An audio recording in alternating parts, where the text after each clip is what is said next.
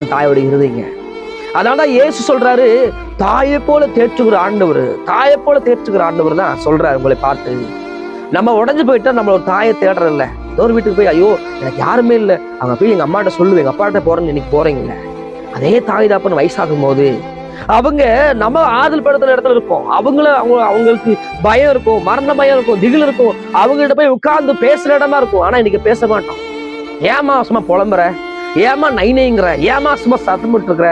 அவருக்கு வேற வேலை இல்லை. யாரைங்க தகப்பனையோ தாயவோ பிள்ளைகள் சொல்றதை பார்க்கிறோம். அவர் சும்மாதான் இருக்காரு. அவர் ஒரு 80 வயசுல 70 வயசுல சும்மாதான் இருக்கக்கூடியவனால, நீ குழந்தை சும்மாதான் இருந்த, குழந்தையில குட்டி போய் இருக்கும்போது குட்டி சுஞ்சாமல் வச்சுட்டு யூரின் போயிட்டு பாத்ரூம் போயிட்டு போட்டுருக்கப்போ உங்க அம்மா அப்பா தூக்கி தோல்ல போட்டு நடக்கும்போது உங்க தாய் தப்பன்னு சொல்லியே, ஐயோ என் பையன் சம்பாதிச்சு இல்லையே, என் பையன் வேலைக்கு போகணும்னு சொல்ல மாட்டாங்கல்ல, ஏன்னா குழந்தை. அதே மாதிரிதான் நீங்க பெரிதும் வயதாகும் போது உங்க பிள்ளைகள் அதை செய்வாங்க. தேவ பிள்ளைகளை உன் தகப்பனையும் தாயும் கனமண்ணு, அது ஆசீர்வாதம். உன் தகப்பனும் தாயும் கனம் பண்ணுங்க. நம்ம தமிழ்நாட்டுல ஒரு பெரிய சாபமா இருக்குது இன்னைக்கு. நான் சொல்லுகிறேன், பண்டிகை நாள்ல மனம் வந்து சொல்லுகிறேன், எத்தனையோ ஆசிரமங்கள்ல ஒரு வேளை உணவு தரமாட்டேங்கன்னு சொல்லி எங்களுக்கு மெசேஜ் அனுப்புறாங்க. ஐயா ஆசிரமம் இருக்குதுங்கய்யா, எங்களுக்கு ஒரு 2000 அனுப்புங்க, 3000 அனுப்புங்க. ஏன் தெரியுமா? அதுல இருக்கிறது யார் தெரியுமா?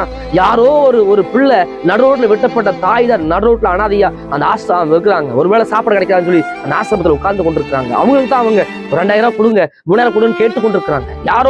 யாரோ தாய்மாருக்காக யாரோ ஒரு பிள்ளைகள் என்ன பண்றாங்க, கேட்டு கொண்டிருக்கிறாங்க. ஏன் எங்க நிலைமைங்க?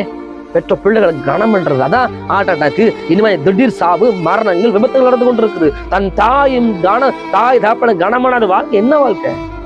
நம்ம கொடுத்த ஒரு வாழ்க்கை உண்டு. நித்தியத்துல போகிற ஒரு நாள் வரும், தகப்பனை தாயை கனமண்ணியான்னு கேட்பாரு ஆண்டவரு. நம்ம உலகத்துல எதை சம்பாரிச்சலாம், ஒரு தாய் ஒரு தகப்பனை சம்பாதிக்க முடியாதுங்க. அது கடவுள் கொடுக்க கிஃப்ட்டுங்க. என்ன செய்தாலும் சரி. இந்த வேதம், ஏன்னா அன்னை மரியாள் இயேசு கிறிஸ்து கூட பாருங்க, அன்னை மரியாள தனியை விட்டு போல மரண நேரம் யாரும் செய்ய மாட்டாங்க வேலையை. இயேசு கிறிஸ்து கல்வாரி சிலுவையில ரத்தம் ரத்தம் வடிந்து கொண்டிருக்கும் போது அங்க சொல்றாரு, மேல சொல்றாரு, சீசல் சொல்றாரு, இதோ உன் தாய், இதே உன் மகன் சொல்லிட்டு தன் தாயை அனாதை விடக்கூடாது, என் தாயை பத்திரமா ஒருத்தர் விடணும், சேவ் பண்ணணும்னு சொல்லி அன்னைக்கு இயேசு கிறிஸ்து கல்வாரி மலையில தன் தாயை பத்திரமா ஒருத்தர் கையில கொடுக்குறார், சீசன் கையில. அதுதாங்க ஒரு முன்மாதிரி. தகப்பனா இருக்கிற தெய்வம் செஞ்சிருக்காரு பாருங்க. அவரை பார்க்கிற தெய்வ பிள்ளைகள், அவரை வணங்குற பிள்ளைகளை, சிப்பன் பிள்ளைகளா இருக்கிற நம்ம இன்னைக்கு தாய் தப்பனை கனம் பண்றோமா?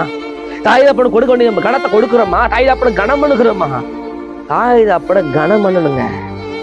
தாய் தப்பனை கொடுக்க வேண்டிய கணத்தை நிச்சயமா கொடுக்கணும். தாய் தப்பனுக்கு கொடுக்க வேண்டிய ரெஸ்பான்ஸ் நிச்சயமா கொடுக்கணும். எவ்வளவு நீங்க கோடி ரூபாய் லட்சக்கணக்காக பணம் வச்சிருந்தாலும் உன் தகப்பனை தாயை கனம் பண்ணு. சில வியாதி காரணம்